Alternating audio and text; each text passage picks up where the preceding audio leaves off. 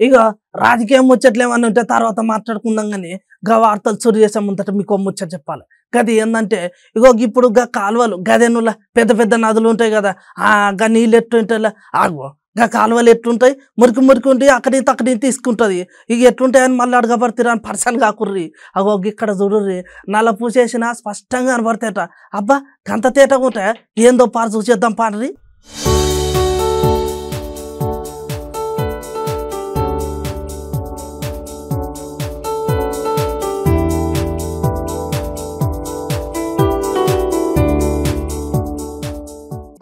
అబ్బా ఏమన్నా ఉన్నాయి ఆ నీళ్ళు వారే వా గట్లా నీళ్ళ మీద పడువ వేసుకొని తీరేనా గింత కూడా మురికైతే లేవు కదా.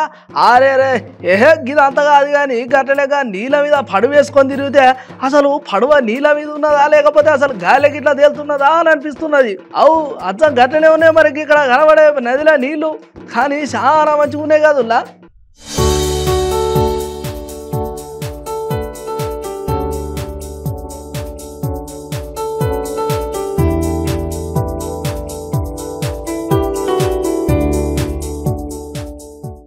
గిసండి మంచి నదిని చూసినాక ఇవ్వాలనక నది చూడకుంటూ ఉంటారు. మరికి నది ఎక్కడున్నది ఏం కథ అని ఆలోచిస్తుండలే. మరికి నది ఎక్కడో కాదులా మన దేశంలోనే మేఘాలయ అనే దగ్గర ఉన్నదంట. ఇక ఈ నది పేరు ఊంగోటు. మంచిగా ఉన్నాయి నీళ్ళ నది. ఈ నది చూడడానికి చాలా మంది పర్యాటకులు వచ్చిపోతున్నారట.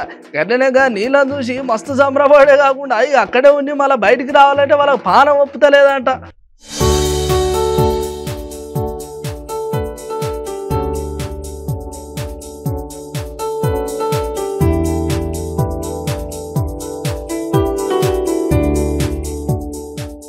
ఇక ఇంట్లో ఇంకింత మంచిగా చెప్పుకునే ముచ్చట ఏమైనా ఉన్నది అంటే ఇక ఈ ఊంగోట అనే నది మన దేశాన్ని ఉండు మనకు గర్వకారణం అని చెప్పుకోవచ్చు.